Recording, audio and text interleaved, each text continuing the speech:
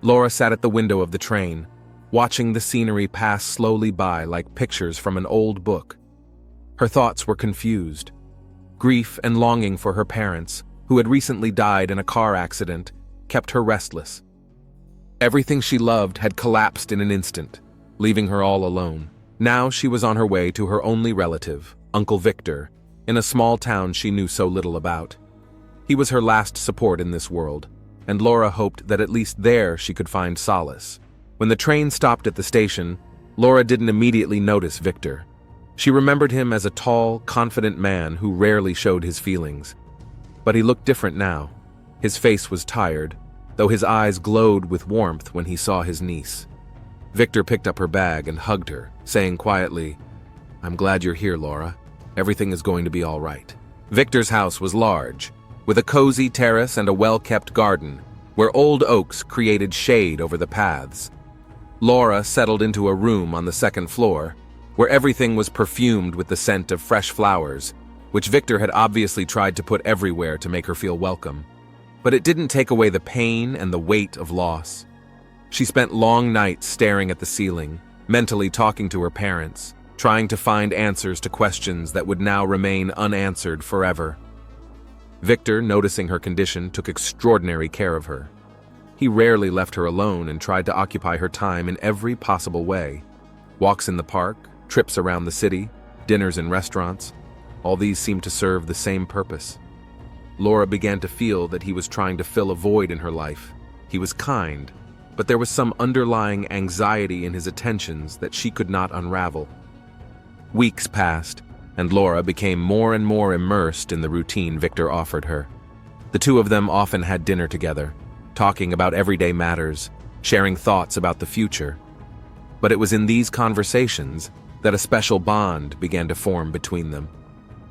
Laura began to notice that Victor was looking at her differently than he had before. There was something new in his eyes, something she couldn't immediately understand. One evening, sitting on the veranda with a glass of wine, Victor suddenly began to tell Laura about his old dreams. He talked about how he had wanted to be an artist when he was young, about how his parents, strict and overbearing, had insisted that he take over the family business. Laura had never heard of such details of his life. He had always been someone serious and unwavering to her, but now she saw him as someone who wasn't as simple as he seemed. "I didn't want this," Victor said, bowing his head. "All my life I've lived my life the way others expected me to, and now that it's all in the past, I'm beginning to wonder what I've missed." Laura listened to him without taking her eyes off him. This conversation had opened up a new side of her uncle. She felt a growing sense of pity and something more at the same time. She had always been attracted to people with deep inner struggles, and now, in Victor's face, she saw a man who was trying to cope with his own demons. Their interactions had become more personal since then. Laura noticed that she was finding it increasingly difficult to ignore the strange sensations his presence evoked. It was something she tried to suppress in herself, but the more they talked, the stronger her emotions became. Victor, for his part, couldn't hide his feelings either. He often put his hand on her shoulder, holding his touch a little longer than he should, and every time Laura felt that warmth, something fluttered inside her. But one day, while walking through the garden, everything changed. Victor stopped at one of the paths and suddenly turned to her. "Laura," he said quietly, looking into her eyes, "I can't be silent any longer." Before he could finish, Laura realized what he was going to say. Her heart hammered harder, and a feeling flared in her chest that she couldn't ignore. She looked away, trying to gather her thoughts, but it was no use. Victor took a step toward her, and she felt his presence quite close. "We can't," she whispered, feeling the world around her begin to crumble. But her words sounded weak and unsure. She knew it was too late. These feelings couldn't just be dismissed. What was happening between them was stronger than any morality or fear of judgment. Victor stepped even closer, gently touching her hand. "I thought so too," he answered quietly, "but now, I just can't give it up." Laura felt the desire that she'd been trying to suppress for so long flare up inside her. This moment was both beautiful and terrible at the same time. Everything she knew about right and wrong was crumbling in front of her like a house of cards. But in this moment, she couldn't think of the consequences. Victor gently lifted her chin, forcing her to look into his eyes. At that moment, all she could see was his face, the face of a man who had become more than just a relative to her, but something much more. Laura didn't pull away, didn't take a single step back, and in that moment, everything became clear. She couldn't resist what was happening between them. It was like a whirlpool that pulled them deeper and deeper. Laura knew there was no way back. That night, Laura couldn't sleep for a long time. Victor's words echoed in her head, his touch still burning on her skin. She tried to convince herself that this was a mistake, that they should stop. But each time her mind refused to listen to the voice of reason. Victor wasn't just her uncle. He was the man who understood her, who had been her salvation in a world full of pain. And the more she thought about it, the clearer she realized that their story was just beginning. Martha, Victor's wife, had always been a woman of impeccable appearance and strong character.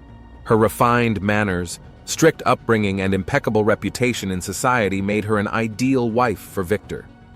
She used to control every detail of her life, from her appearance to the management of the household. In her relationship with her husband, she was always patient, relying on years of living together and mutual respect, although her outward calmness hid the certainty that Victor belonged to her completely. From the first days of Laura's arrival in their home, Martha had felt like the mistress of the situation, but as her niece became an increasingly important part of Victor's life, her confidence began to waver. Inwardly, Martha tried to ignore the first alarm bells. After all, this was just Laura, a poor orphan in need of care. But the more she watched them, the more she became disturbed by the warm glances and quiet conversations that gradually began to push her out of her familiar world. Martha didn't immediately notice the change in Victor and Laura's behavior. At first glance, it was business as usual. Laura, though withdrawn in recent months, looked better, as if she were beginning to come out of her grief. Victor had always been attentive and caring to his niece, and it seemed natural that after such a bereavement, Laura would need attention. Martha saw nothing strange in it. They often sat in the garden with a cup of tea or talked on the terrace. Victor, with his natural charm, had a way of making people feel special, and Martha had always admired that ability. But more and more often she noticed that his attention to Laura was becoming a little too personal. And though she knew their family had always had a close bond, something about the glances, the casual touches, and the quiet conversations began to disturb her. One day, when Laura and Victor were out for their morning walk together, Martha watched them from the kitchen window. They were laughing about something, discussing something, and at that moment, Victor leaned over and whispered something in Laura's ear. Laura laughed, and Martha noticed her lightly touching his arm. The touch wasn't just a casual gesture, it lingered longer than it should have. Martha clutched the coffee cup without taking her eyes off them. Her heart twitched. Something wasn't right. But she immediately chased those thoughts away. "It's Laura," she reminded herself, her niece. "They just got close because of circumstances." Martha knew that Laura had always been sensitive and vulnerable, especially after the tragedy. Victor, for his part, had shown her fatherly concern. Could there be anything wrong with that? However, her anxious thoughts never left her. Since then, Martha found herself watching Victor and Laura more and more closely, trying to find answers to the troubling questions she had begun to ask herself. As the month passed, Laura felt that her and Victor's relationship had become so close that they could no longer ignore their feelings. They spent every day together, walks around the city, quiet dinners for two. Even Martha, with her impenetrable calm, began to notice this unusual closeness, but she didn't pay much attention to it yet. Victor had become not just an uncle to Laura, but the man who helped her deal with her inner pain. She needed him in a way that no one else could have helped her at this time in her life. But behind all that care and warmth was something more. They both realized it, but they tried not to give it much thought. After all, what could be more terrible than forbidden love between relatives? One evening, Laura and Victor decided to have a small dinner on the terrace. It was a warm summer evening, and Laura prepared a light salad with fruit and nuts. She had forgotten that she was allergic to almonds, immersed in her thoughts and her grief. Victor, passing by, happened to notice that she was about to put some almonds in her plate. "Stop," he said, in a slightly anxious voice, grabbing her arm. You know you and I are allergic." Laura looked embarrassed, taking the almonds aside. She let her guard down, distracted by her thoughts. Her family had always suffered from severe allergies to certain types of nuts, and even the slightest contact with them could cause a dangerous reaction. It was a family trait they always remembered. "How could I have forgotten?" she mumbled, lowering her eyes. "It's okay," Victor replied softly, touching her shoulder. "Just be more careful next time." Though the moment passed as something mundane, the realization of their common bond flashed through Laura's mind again. Family, blood, common traits, all of these things bound them together so strongly that their feelings for each other seemed both wrong and inevitable. Martha, entering the room just at that moment, saw Victor carefully removing nuts from the table and whispering something to Laura. She stepped closer, feeling a certain suspicion rising inside her again, but didn't let it show. "Is everything okay?" she asked, trying to sound normal. "Yes, it's just that Laura almost put nuts in the salad," Victor answered calmly, smiling at his wife. Martha nodded, but her mind was racing with thoughts. She knew about Victor and Laura's allergies. She knew how serious the consequences could be. She had also noticed that Victor and Laura had been spending more and more time alone together lately, and though she kept her suspicions to herself, what she saw was beginning to form a strange picture. There was something about their behavior that made her feel uncomfortable. A few days later, Laura stayed home with Victor again. Martha had gone to town on business, and they both decided to spend a quiet day in the garden, enjoying the summer sunshine. Laura often thought back to that moment with the nuts, realizing how easy it would have been to lose control and hurt herself without even realizing it. Victor was there for her, always mindful of their allergies and always protecting her from accidental mistakes. Victor, meanwhile, was growing closer and closer to Laura. He felt that their connection had become something so natural and right for him that he could no longer contain his feelings. They often sat in the garden, talking about the future, about what was in store for them. But neither of them dared to speak aloud of what hung in the air, their forbidden love. Martha returned home in the evening and again noticed Victor and Laura sitting on the terrace, talking as if they were the only two people in the world. Her jealousy began to flare up with renewed vigor, but she still tried to convince herself that it was just her fantasy. Every day, however, she found it harder and harder to ignore what was happening. The relationship between Victor and Laura was becoming more and more strained, although outwardly it seemed as calm and natural as ever. No one around them suspected the depth of feelings that raged within them. But the further their connection went, the more they both realized that it was only a matter of time before their secret became too obvious. Though they tried to hold back from letting their emotions get the better of them, their attraction to each other became impossible to ignore. Victor often caught himself thinking about Laura even when she was around.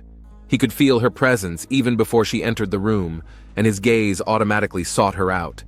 These feelings scared him. He realized that everything that was going on between them was out of bounds, but at the same time, he couldn't give it up. Laura had become more than just a relative or ward to him. She was the light that filled the void in his life. Laura, for her part, felt her inner struggle more and more strongly. On the one hand, she was tormented by the realization that their connection was not just immoral, but destructive. She knew she was breaking every possible norm, that it would be impossible to forgive. But every time she saw Victor, all these thoughts faded into the background. She tried to convince herself that their feelings were only a temporary weakness, that they should stop before things went too far. But their meetings became more and more frequent, and the more they tried to hide their feelings, the stronger those feelings became. They began to meet in secret. Evening walks in the neighborhood where no one could see them, quiet conversations in secluded corners of the garden where Martha never went. Laura and Victor felt as if they were in a parallel reality, where only the two of them existed, and everything around them lost its significance. These moments were brief, but each one was like a breath of fresh air that they both missed. Victor became more and more immersed in his feelings, and though his conscience tormented him, he couldn't stop. He felt like he was trapped between duty and a passion he could no longer control. Laura was becoming the meaning of every day for him. She filled the void that routine and years of marriage to Martha had left in his life. And Laura, in turn, found in Victor something she lacked: protection, care, and understanding. Their feelings, though forbidden, were real and strong. But Martha, always so attentive and perceptive, began to notice that something was wrong. At first, she wrote it off as her own guesses, trying to ignore it. But the further Laura and Victor's relationship went, the more obvious it became that there was more than just a kinship between them. One evening, when Victor stayed late in the study, Martha decided to wait for him in the living room. She was reading a book, but her thoughts kept returning to what had happened in the past weeks. She couldn't help but notice that Laura and Victor were spending more and more time together. Their conversations had gotten longer and their gazes longer. While it might seem like a mere coincidence, her intuition told her there was more to it than that. Martha decided to follow them, not immediately or overtly, but from a distance, pretending not to care. She watched the way they talked, the way Victor smiled when Laura entered the room, the way they sometimes sat too close together. The jealousy that she had tried to ignore at first was starting to build up inside of her, and while she couldn't yet say she knew for sure that something was going on between them, she could feel it. It was coming. One night, Victor retired to the terrace as usual, saying he needed to work on some papers. Laura went to her room, but Martha noticed that the light in her window was still on. Instinctively, Martha threw on a light robe and walked quietly through the house. She knew something was going to happen, but she wasn't prepared for what she saw. Laura and Victor stood on the terrace, their figures illuminated by the soft moonlight. They spoke softly, almost in a whisper, but Martha saw clearly as Laura touched Victor's arm. He didn't pull away, but leaned closer. Martha froze, her breathing quickening. This was the moment she had feared but could not prevent. All her fears and suspicions were now confirmed. She could not believe her eyes, but she already knew the truth. Jealousy swept over her like a wave. She stood in the shadows, unable to move or say anything. Her world began to crumble before her eyes.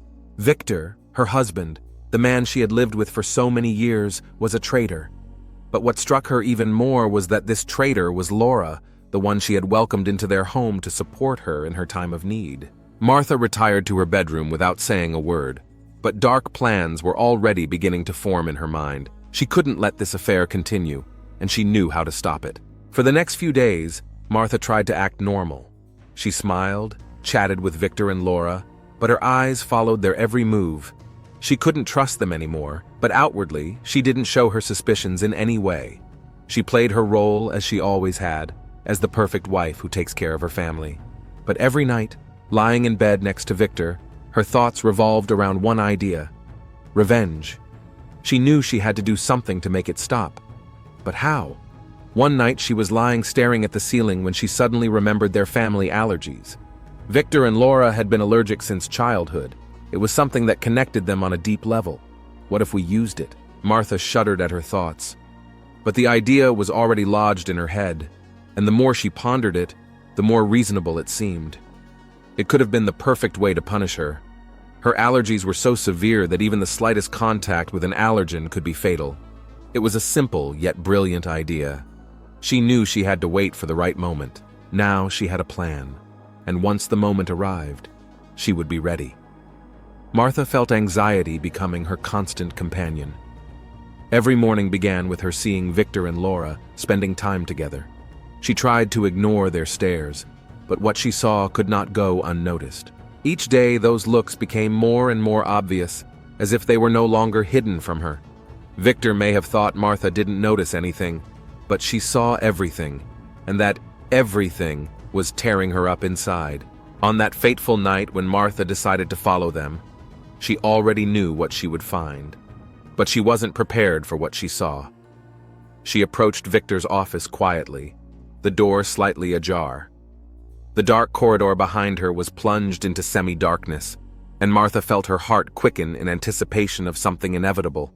What she saw was the final blow to her wounded heart. Victor and Laura were too close, their hands intertwined and his lips gently touching her neck. The room was quiet, hearing only their breathing and barely perceptible whispers. He held her as he had once held Martha, in those rare moments when their love had been sincere and passionate. But now that tenderness belonged to another woman, Laura, her niece. Martha froze in place. Her heart was pounding furiously, as if it were about to burst out of her chest. She wanted to lunge at them, to scream, to tear them apart, but her body felt paralyzed. She was forced to watch it like a spectator on the stage of the most disgusting play. Everything inside her was boiling with anger and despair. Victor slowly moved his hands along Laura's body. Their lips joined again. At that moment, the world around Marta collapsed completely. All these weeks, as her suspicions grew, she still hoped she was wrong, that it was just her jealous fantasy, brought on by loneliness and the loss of her husband's attention. But now the illusions were gone. Martha realized that they had betrayed her in the most vile and destructive way. Laura's quiet whispers cut at her soul, and every touch of Victor against her skin felt like a red-hot iron piercing her heart. In that moment, Martha realized she could no longer live as she had before. She could no longer share her life with the man who had betrayed her, much less the niece who had so easily taken what had once been hers. Victor and Laura had destroyed her life, and Martha made the decision that she had to destroy theirs as well. She spent the next few days in silence, outwardly showing nothing to give away her inner turmoil. She continued to smile like a loving wife, cook dinners like always, and maintain the appearance of a normal family life. But inside, Martha was already a different person. She no longer felt part of their family. It was someone else's family, a family in which she no longer belonged. Victor and Laura, her daughter and husband, were building their future, and she had become an unwanted, forgotten shadow. The plan to kill them matured slowly but surely. She considered every step, every detail. She was not interested in any other means of revenge. No loud scandals, no public exposure. No, she wanted to do it quietly, noiselessly, and without a trace. She knew of Victor and Laura's weakness, their fatal allergy to nuts, especially almonds. She knew that even small amounts of allergens could send them into anaphylactic shock. This fact had long seemed like just an unpleasant family trait, but now it had become her weapon. One evening, when Victor was late for work, Martha was carefully planning the dinner the three of them were to have. It was a day when Victor traditionally preferred to cook himself, but Martha insisted on preparing a special dish. She added ground almonds to the salad, making sure it would be unnoticeable. The nuts were ground to dust, and even the subtle flavor was barely perceptible. Laura came in first. She seemed a little flustered, perhaps without even realizing why. Victor returned a little later, bringing his papers and folder, but he sat down at the table immediately, pretending that he'd been thinking all day about spending the evening with his family. Martha watched them both carefully. She noticed how Victor looked at Laura again and again, and how Laura blushed slightly when he smiled at her. Martha served the food with the same nonchalance she always did. Victor and Laura began to eat dinner, unaware that their final minutes had already begun. Laura was the first to notice something wrong. She inhaled with difficulty, coughed, and immediately grabbed her throat. Her face turned red, and her eyes rounded with fear. She tried to say something, but only a hoarse sound came out of her throat. Victor jumped up, not realizing what was happening. He rushed towards Laura, but stopped suddenly when he felt the same reaction. His breathing became ragged, and his face began to change color as well. He looked back at Martha, but she only stared at him without a word. Victor couldn't understand what was happening. He wanted to say something, to scream, but his throat was already starting to swell. Both of them tried to grab air, but their bodies betrayed them. The swelling of the airway came too quickly. Victor fell to his knees, clutching his chest, his eyes full of pain and despair. Laura, in turn, collapsed to the floor, her hands shaking. She tried to breathe, but it was useless. After a few minutes, both of them stopped moving. Martha sat at the table and looked at their bodies. She had done it. She had stopped their betrayal, made them pay for everything.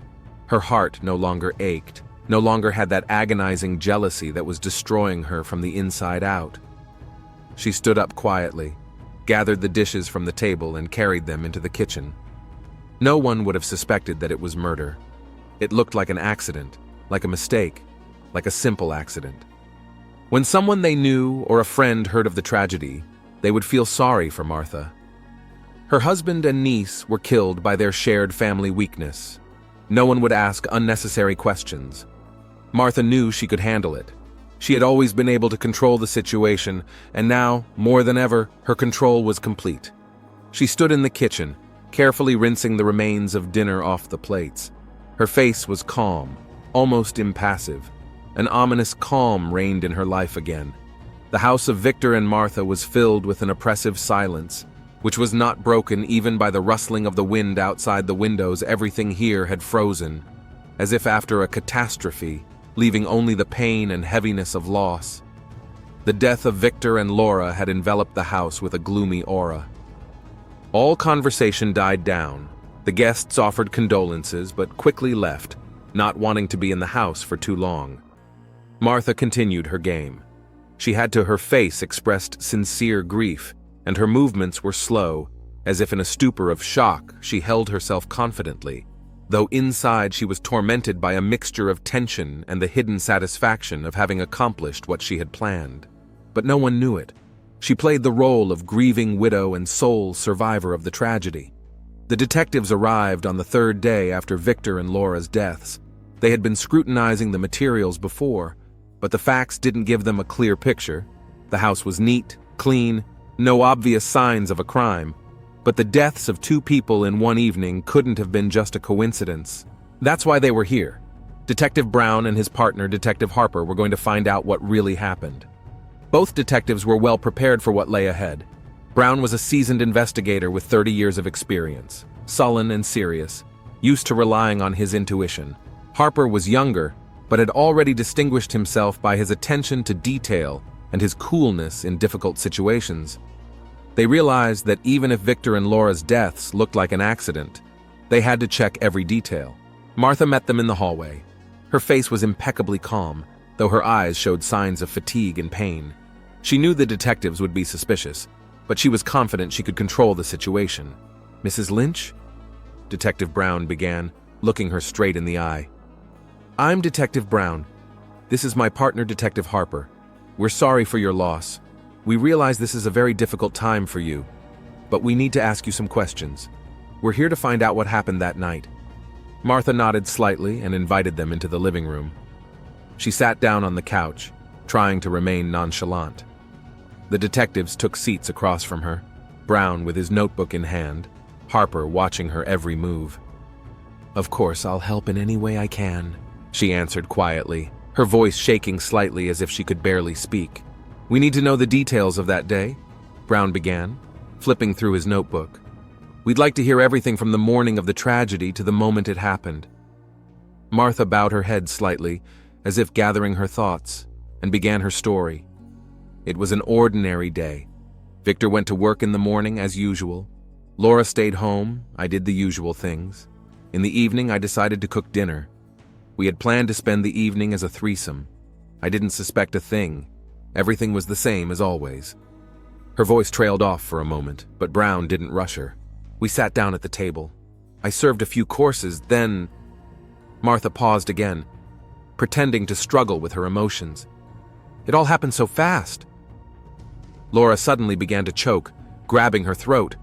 Victor tried to help her, but he soon felt sick too. I didn't know what to do. I tried to call an ambulance, but it was too late. Harper nodded slowly, taking note of her words. Brown looked directly at Martha, as if trying to catch the slightest sign of lying or insincerity. "You say Laura's symptoms started first," he clarified. "Did Victor start choking later?" "Yes," Martha confirmed. Laura was the first to feel sick. Victor managed to get up, but a few minutes later he started experiencing the same symptoms himself. It was so sudden.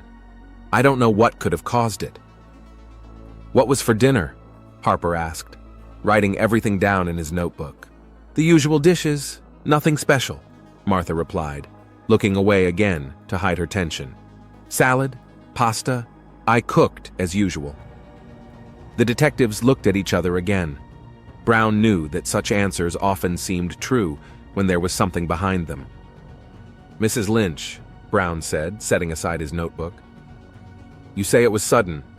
We understand that the death was unexpected. But do you have any idea what might have caused this reaction? Maybe food or something in the house?" Martha hesitated, but then shook her head firmly. "I can't understand it," she said, her voice shaky but sincere. "We've often had dinner together, and nothing like this has ever happened. I don't know what it could have been. Maybe something random. I don't know." Brown nodded, taking note of her words. His eyes narrowed slightly as he looked at Martha again. "We'll check the groceries and try to find out exactly what might have caused it. Thank you for your help, Mrs. Lynch. If we have any further questions, we will contact you." Martha nodded and walked the detectives to the door, trying to look as calm as possible. When they came out, she closed the door and held her breath, feeling her heart pounding in her chest. She knew the detectives weren't satisfied with her answers, but so far they didn't have a shred of evidence. Everything seemed perfect. She was in control, and no one would be able to prove that she knew anything, much less that she was involved in their deaths. When the detectives returned to the office, they sat silently at their desks, digesting the information. Brown tapped his pen nervously on his desk, while Harper leafed through the notes he'd managed to take during his conversation with Martha. "What do you think?" Brown asked, not taking his eyes off the window. Harper frowned. "Something doesn't add up," he said quietly. "It's too clean. She describes the events as if nothing unusual had happened, but 2 deaths on the same night is no accident. Something led up to it, and I don't believe she doesn't know what it is." "Neither do I," Brown nodded, squinting thoughtfully. "She tried not to say too much, but it looked like she was hiding something. There has to be a reason. We just can't see it yet." "We've checked the groceries," Harper continued, "but so far we haven't found anything concrete. However, the store clerk said that Martha had recently bought almonds. She could have used them for anything, of course, but it's a strange coincidence, considering 2 people died of anaphylactic shock." Brown frowned. "Almonds?" he interjected, turning to Harper. "It could be a trace, but how can we prove it was the almonds that led to their deaths if we have no direct evidence?" "We haven't checked everything yet," Harper replied, perking up a bit. "If they were allergic to nuts, almonds could have been fatal, but the problem is, we don't know if she knew about it. So far, she hasn't mentioned the allergy, and that's what stops us without it. It looks like an accident." "It is," Brown sighed. "We can't press charges without evidence, and her story, while suspicious, isn't falling apart yet. We have to dig deeper." They both realized that the truth was out there, but so far it had eluded them like a fog. It had been weeks since Brown and Harper had started their investigation. The case of Victor and Laura's deaths looked like a tragic accident at first glance. But with each new piece of evidence, the detectives were more and more inclined to think that something was wrong. They had gathered enough information over the weeks to begin to see the picture more clearly, but they were still missing a key link, a motive. Their work was slow but steady. Martha's initial interrogation had given them no clear clues. She held steady through each interrogation, repeating her version of events: an ordinary dinner, a sudden tragedy, and she has no idea what could have gone wrong. But something in her story seemed too smooth, too well-oiled. She was too calm, too in control of her emotions, and that alarmed the detectives. They started by widening the circle of suspects and witnesses. If Martha was hiding something, someone in her inner circle had to notice. Their first step was the obvious one: interview neighbors and family friends. The first person they decided to talk to was Mary Anderson, the Lynch family's closest neighbor. Mary was a middle-aged woman, and while she could be described as chatty, she was clearly well aware of her neighbors' lives. When the detectives knocked on her door, she immediately knew why they were there. Mary opened the door, and without even waiting for questions, invited them inside, ready to share everything she knew. "It's such grief," she sighed, sitting down on the couch. "I still can't believe they're gone. Victor and Laura, so young, so full of life." "We understand," Brown said, taking a seat across from her. "We're on the case right now. We need to gather as much information as we can about the last weeks of their lives. Did you notice anything unusual?" Mary thought for a moment before she spoke quietly. "You know, I used to see Victor and Laura a lot. At first, I didn't notice anything. They were relatives, everything was normal, but then they started spending too much time together. I often saw them going out, coming back late, and Marta, she always stayed home alone. I thought it was strange." Brown and Harper exchanged glances. They knew neighbors often exaggerated, but details like this could be helpful. "Have you ever seen anything else? Maybe their behavior alerted you?" Harper asked, leaning forward. Mary nodded. "I saw the two of them together in the backyard once. It was late afternoon, and I was just watering the garden." Victor put his arm around Laura. "Not the way you hug a niece. It was something else. I thought at the time that maybe I was just imagining it, but now, after what happened, I think there was more to it than that." Those words came as a mild shock to the detectives. They had begun to suspect that Victor and Laura's relationship might not have been so simple, but the neighbor confirmed their worst fears. It explained a lot of things. If there really was an affair between Victor and Laura, it could be the very motive they were looking for. Their next stop was Victor's office. His co-workers knew him as a successful and respected man who always kept his personal affairs under control. But the detectives wanted to know what was going on beyond the visible side of his life. When they began asking questions about how Victor behaved in the final weeks before his death, one of the employees, James Harris, shared important details. "Victor was a great professional," James began. "But lately I noticed that he was often distracted. He's usually very focused on his work, but the last few weeks had been different. He was often leaving work earlier than usual or coming in later.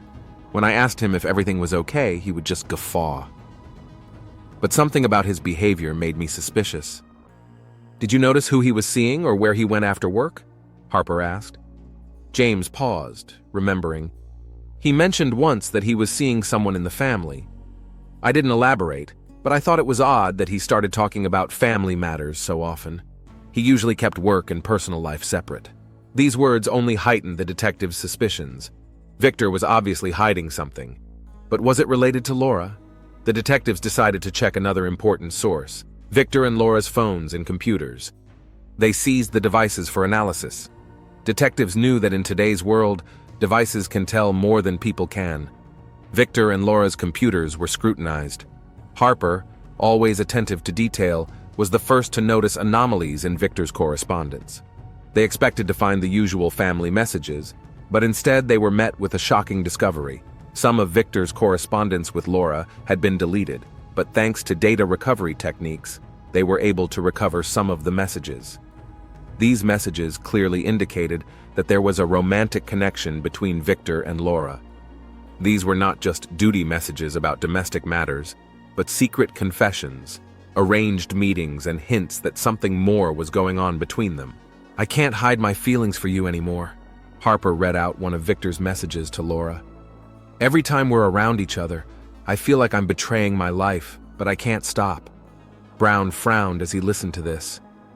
"That's what they were hiding," he said. "The affair between Victor and Laura. It explained a lot of things. Martha must have known. Her jealousy could have been a motive for murder. The detectives now realized that Martha had a real motive. Her suspicions about Victor and Laura were well-founded, and she had probably found out about the affair. That explained her strange behavior, her insistence on hiding the truth about the death. They went back to the phone records and found another important point. A few days before the tragedy, Martha had made several calls herself. These calls were not ordinary conversations with friends. She was calling her close friend discussing marriage problems. These conversations did not reveal details, but Martha was clearly going through something serious. The detectives began to build a logical chain. Martha knew about Victor and Laura's affair. She tolerated it until her jealousy and hurt reached a breaking point. The motivation was clear. The betrayal by her husband and niece was the last straw for her. She decided to get rid of them by taking advantage of their weakness, their nut allergies. Now all the detectives had to do was find confirmation that Martha knew about the deadly allergy and used it deliberately. They went back to details that had seemed insignificant at first. The purchase of the almonds, the preparation of dinner, her strange behavior after the tragedy. It all added up to one picture. When they returned to Martha's house for the final interview, they knew her story was about to collapse. As the days passed, the investigation into Victor and Laura's deaths, though seemingly slow, gathered momentum. Detectives Brown and Harper were convinced that the case could not be a mere coincidence. The deaths of two people from anaphylactic shock at the same table looked too suspicious to be coincidence. Although at first glance it looked like an accident, Each day brought new facts that pointed to a darker and more carefully planned truth. They started with little things. Checked the list of groceries Martha had bought lately. Records showed that a few days before the tragedy she had bought almonds, a key clue that pushed them toward the main suspicion. She didn't mention a word about the allergy during the interrogation.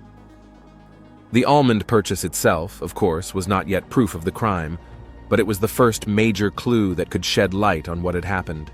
Brown and Harper went to see the pathologist who was in charge of the autopsy. The report was ready, and it confirmed their worst suspicions. They found traces of ground almonds in Victor and Laura's bodies. Their deaths were the result of anaphylactic shock. But an even more important detail was the fact that these almonds had been in one of the dishes served for dinner. "It's not just an accident," Brown said, studying the report. "If she knew about their allergies, that means it was planned." Harper nodded, his gaze becoming intense. "She knew," he said quietly. "She's too careful. Her story is too smooth. Everything she'd said was too neatly chosen a story." Now they had a goal: to prove that Martha had deliberately used her allergies against her husband and niece to kill them.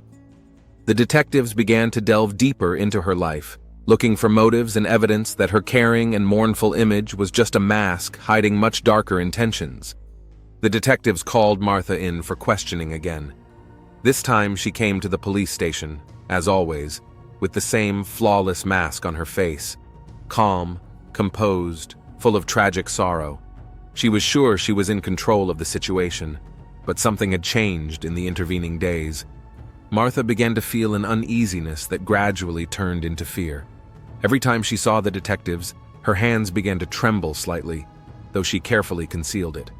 They invited her into the interrogation room, which was empty except for a table and 2 chairs. Brown and Harper entered a little later, sat down opposite, and began their questioning. This time, the questions were much more direct and specific. "Mrs. Lynch," Brown began, looking her in the eye, "we have made a more thorough investigation and have examined the food that was in your home the day your husband and niece died." Martha tensed, but tried not to show it. "We found that one of the dishes you served for dinner had traces of ground almonds in it," he continued, watching her reaction. "You said you didn't understand how it could have happened, and that you didn't know the cause of their deaths. But there's one problem. You bought those almonds a few days before the tragedy." For a second, fear flashed in Martha's eyes, but she quickly pulled herself together. "I couldn't have known this would happen," she began, her voice on the verge of breaking. "I was buying almonds for another recipe. I just forgot about them." "Forgot?" Harper interjected, his voice hardening. "Did you forget that there are 2 people in the house with severe nut allergies? Mrs. Lynch, do you realize this isn't just a coincidence?" Martha felt the room grow colder. Her heart pounded harder, and a cold sweat broke out on her forehead. She realized the detectives were backing her into a corner, but she couldn't let them see her weakness. I really forgot," she said again, trying to sound sincere. "It was a mistake. I didn't mean it." "A mistake?" Brown leaned forward, his voice even lower. "Mrs. Lynch, what you say doesn't fit the facts. Your husband and niece died of anaphylactic shock.